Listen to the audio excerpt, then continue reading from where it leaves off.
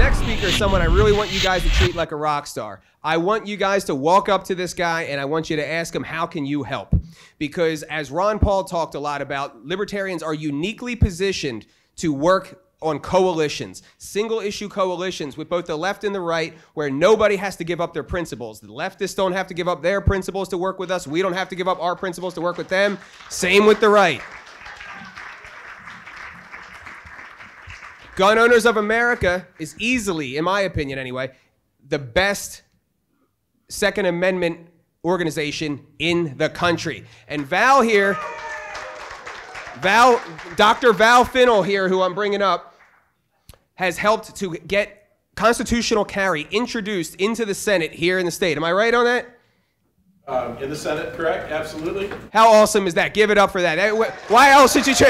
Like,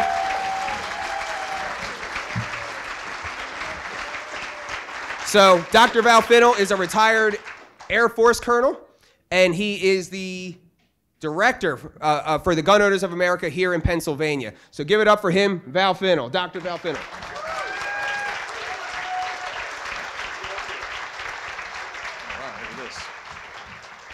Excellent. Well, I heard there may be one or two supporters of the Second Amendment in this room. Was I right about that? One, two? All right. How many from Pennsylvania here? Virtually everybody? Quite a few, right? What about Article 1, Section 21 of the Constitution of the Commonwealth of Pennsylvania? The right of the people to keep and bear arms in defense of themselves and state shall not be questioned. That's right. Stronger wording the Second Amendment, although the intent is the same. Well, thank you very much. I'm Val Finnel, and wonderful introduction. Thank you. I have some prepared comments here tonight, and I really want I spent some time on them, and I really just want to thank you all. I want to thank the Mises Caucus for inviting me here. I can't tell you how exciting it is for me to have the opportunity to speak at different groups across Pennsylvania. It's a validation of the work GOA is doing in this state and nationally, and the support is broad across the conservative and libertarian spectrum, and it's really just thrilling to see that. You talked about those coalitions. Not everybody agrees on things in the conservative libertarian spectrum, but we should not have any disagreement about our fundamental right to keep and bear arms. Right. The American spirit of free association and civic action is alive and well, even in the dire times in which we find ourselves. It's organizations like the Mises Caucus which give me hope that we can turn our nation back around again to the principles upon which it is founded. And that is why GOA is here since 1976, to rebuild, to take back the lost ground that we have lost. Not just fight defense, but go on offense.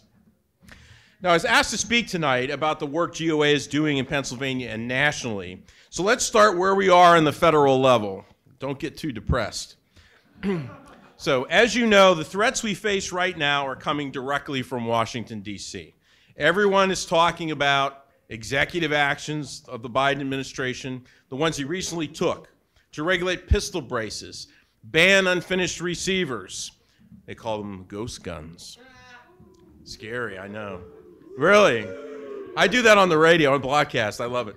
And propose model red flag gun confiscation orders. He's even proposing a national red flag law. So these executive actions are an attempt to make law, bypassing the Article 1 constitutional requirement that only Congress can make laws. Granted, any such laws Congress would pass would be unconstitutional, but my point is that Biden is circumventing the entire process.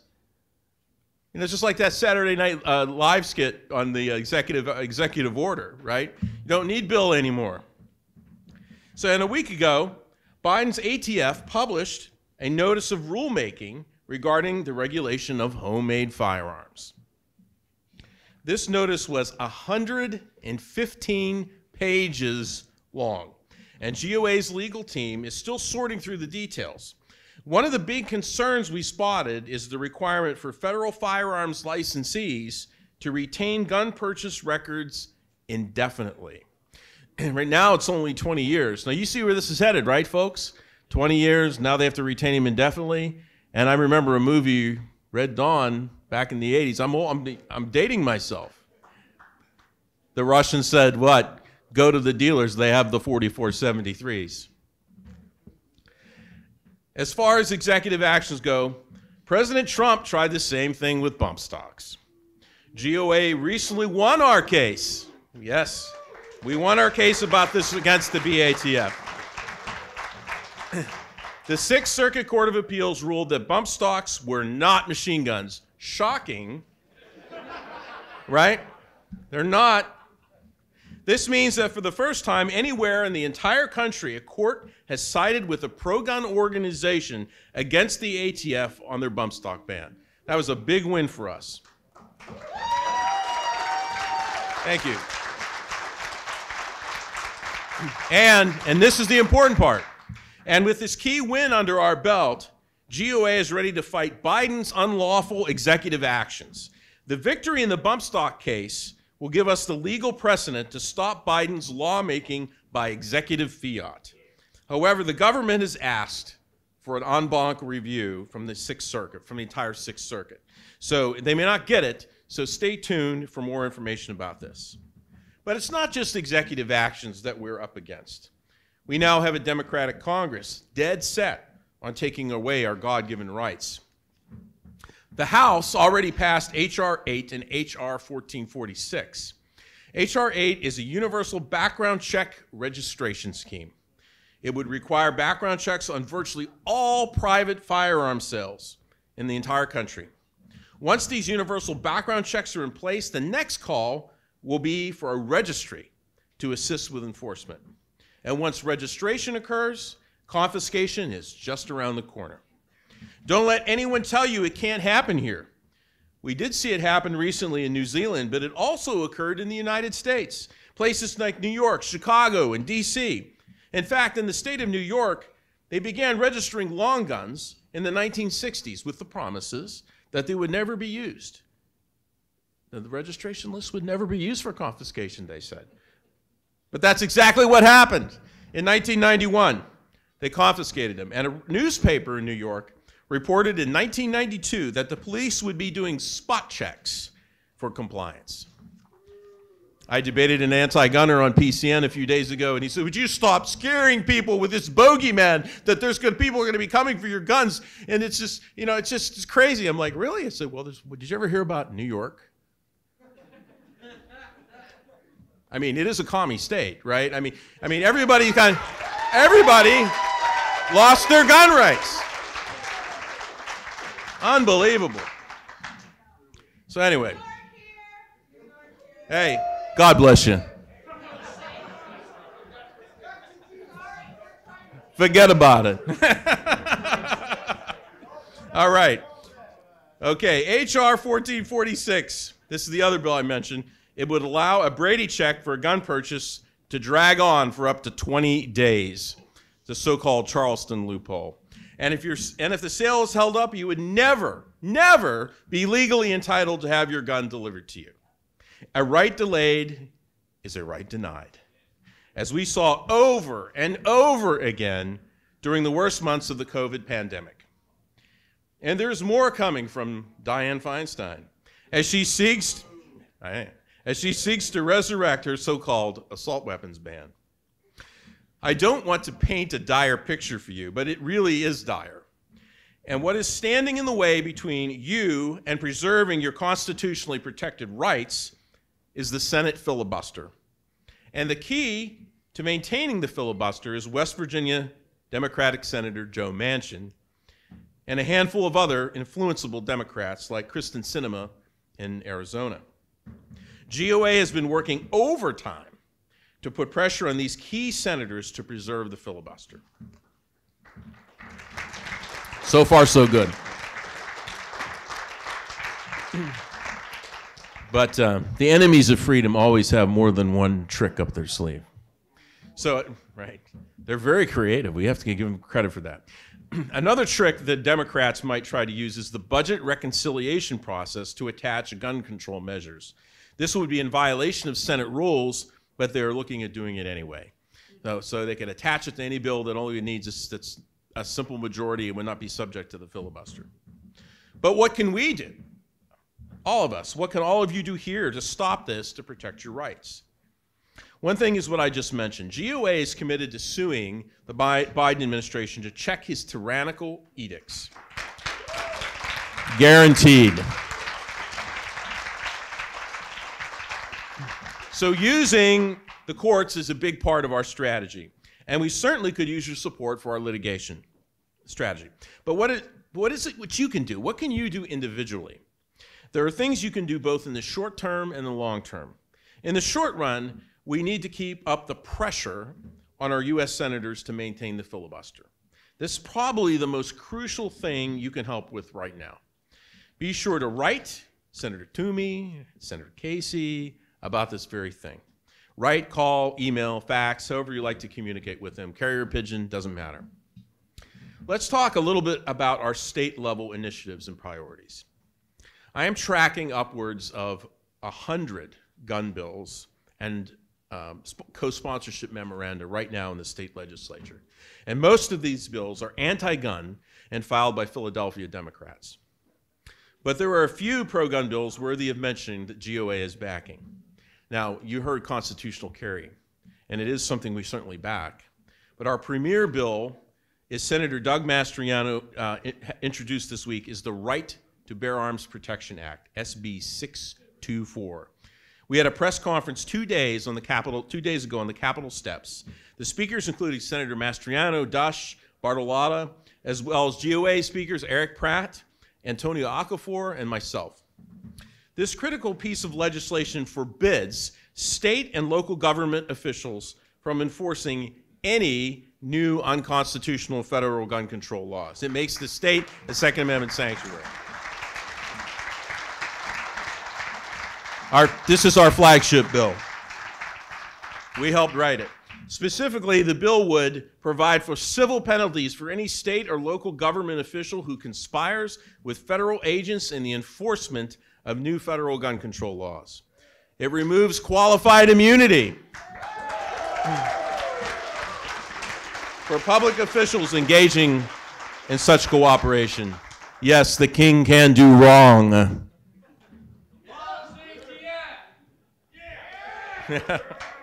Yeah, good idea.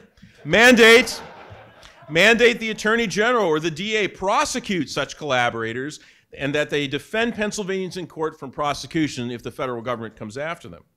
It also creates a private right of action in case our Attorney General decides he doesn't want to do that, and not, probably that's the case with Josh Shapiro. So there would be a private right of action as well. It freezes state grant funds from local governments that cooperate in such enforcement, and it forbids local governments from accepting federal bribe money to enforce gun control. That's what they'll do, is they'll hand out the money because the federal government cannot do it by themselves. They'll need cooperators within the state, and they'll give them money to do it. So if the state decides, we're opting out, it's over. They really can't enforce their agenda. And as Pennsylvanians, we have a strong precedent in our history for not cooperating with federal laws that violate the fundamental right of human beings. You see, in 1847, Pennsylvania passed a personal liberty law that refused any cooperation in the enforcement of the Federal Fugitive Slave Act.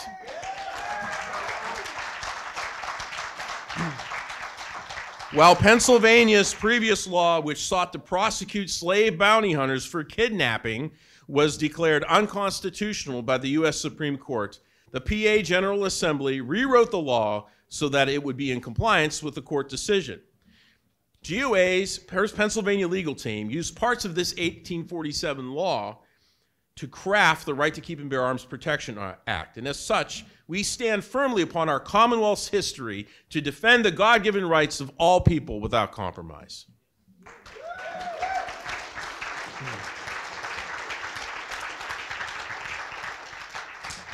Folks, there can be no cooperation or acceptance of tyranny. So in the short term, we need to back Senator Mastriano's bill to protect all Pennsylvanians from the Biden administration and the gun grabbers in Congress.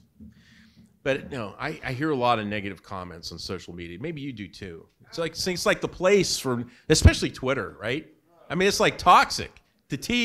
Toxic Twitter, toxic tweets, right? And here's what I hear a lot of. But won't the governor just veto it? Isn't it just, why are we bothering? The governor's going to veto it. You could just hear them whining, right? It's like, yes, of course he's going to veto it. This is no surprise. You don't think we thought of this? All right, but that doesn't mean we shouldn't push it. And people are like, well, why? Well, first, we will most certainly try to get an override veto, right? An override vote on the veto. That goes without saying. And second, we will have every legislator in Pennsylvania on record as to where they stand on a real bill to protect our Second Amendment rights. A real recorded vote. This is important. And the third thing is if they vote against it, we will use that information in the next election. Got it. We'll also be able to recruit many new people to our cause and become a formidable grassroots army to push for pro-gun legislation in the coming years. Another thing you could do in the short term is to support local efforts to adopt GOA's Second Amendment sanctuary ordinance. We have efforts underway in many counties across the state. If we are faced with a veto, we cannot override. It will be up to our local and county governments to refuse to cooperate with Biden's draconian gun control. And don't let your local officials weasel out and adopt one of the meaningless Second Amendment sanctuary resolutions. They're just feel-good statements and do nothing to protect your Second Amendment rights. Other state initiatives GOA is currently involved in is the filing of an amicus brief in the Crawford versus Pennsylvania case. In this crazy lawsuit, the city of Philadelphia is actually suing the state for failing to enact gun control. It's ridiculous. And then they want the court to order the state legislature to do it. Talk about a violation of the separation of powers. GOA was the only gun rights organization in Pennsylvania to file a brief pointing out the absurdity of the plaintiff's arguments. And how can we go by a week without hearing our crusading Attorney General, Josh Shapiro, talk about ghost guns, so-called ghost guns? The Attorney General issued an opinion in December of 2019 trying to make chunks of metal and plastic firearms subject to a background check by the state police. The Attorney General was sued, and Judge Brobson issued an injunction against Shapiro. The case is still pending. That didn't stop Josh. Shapiro is now on a nationwide crusade to ban the making of homemade firearms, a right we've enjoyed since the founding and before of our republic. He recently testified in D.C. about it. And Shapiro's hometown of Philadelphia banned homemade firearm sales in January of this year. I'm happy to report that GOA sued the city of Philadelphia on Tuesday of this week. Right.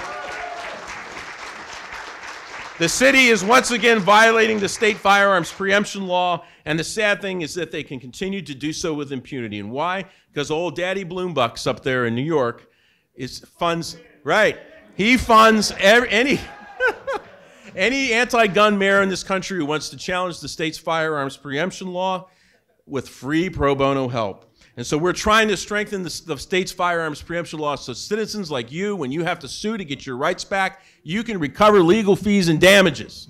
That will end their nonsense overnight.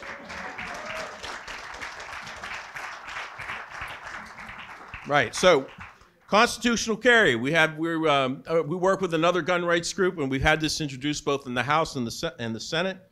And why should Pennsylvanians have to seek approval from the government to exercise a constitutional right? And with the Philadelphia Gun Permit Unit pushing out appointments for a license to carry for up to over a year due to COVID backlog, we need to end this restriction once and for all. No one should have to wait to exercise a constitutional right. Isn't it something how the government takes a right away from you and sells it back to you in a form of a tax and a fee? Right. None of this can happen without your engagement and involvement. GOA is all about mobilizing the grassroots to confront and hold elected officials accountable. It's our members and supporters who are the true heroes in any success that we have. So how can you get involved and help push pro-gun bills and fight the bad ones? We make it easy for you.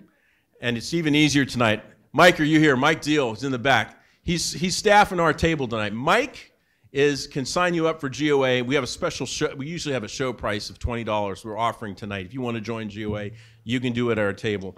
We plug you right in to our list, and then you get our email alerts. The email alerts will keep you informed about what's happening. And it's real easy. You click on the button, whether it's a federal issue or a state issue, and you can edit the text, and bam, it sends that message right to your elected officials. Now, can you imagine thousands of gun owners contacting their representatives to support a pro-gun bill or oppose an anti-gun bill? What do you think the results would be? They'd get the message, wouldn't they? So we have a favorite quote by Senator Everett Dirksen. Senator Everett Dirksen said, "When I feel the heat, I see the light." So we got to generate a lot of heat on these guys and have them do the right thing. So in the long term, and I don't need to tell this crowd this. How much time I got left? About what? About a minute. Okay, I might go over. So, so first you need to vote. That's not a problem with this group. We also need to think who we're going to support for governor in 2022. We're facing one of the biggest enemies to the Second Amendment in PA, Attorney General Josh Shapiro. He's the Democratic frontrunner. So you got to figure out who's going to be the best candidate, and then we got to get behind Second Amendment candidates. And you got to make your voices heard in Harrisburg and D.C. by contacting your elected officials. I said we can make that happen and help you with that tonight. And you need to support pro-gun candidates for their run for office. This is a political party. You know what you got to do. Knock on doors, make phone calls. That's what has to happen. It can't just be Facebook's discussions and posts. And together we can drive back the forces of socialism to destroy American birthright. I have a concluding statement, something to leave you with. A quote from Pennsylvanian Tench Cox. You may have heard of him, one of our founding fathers. Here's what he said. "The militia of these free commonwealths, entitled and accustomed to their arms, when compared with any possible army, must be tremendous and irresistible. Who are the militia? Are they not ourselves? Is it feared then that we shall turn our arms, each man against his own bosom? Congress have no power to disarm the militia. Their swords and every other terrible implement of the soldier are the birthright of an American. The unlimited power of the sword is not in the hands of either the federal or state governments, but where I trust in God, it will ever remain in the hands of the people." Thank you. Let's keep fighting. God bless you.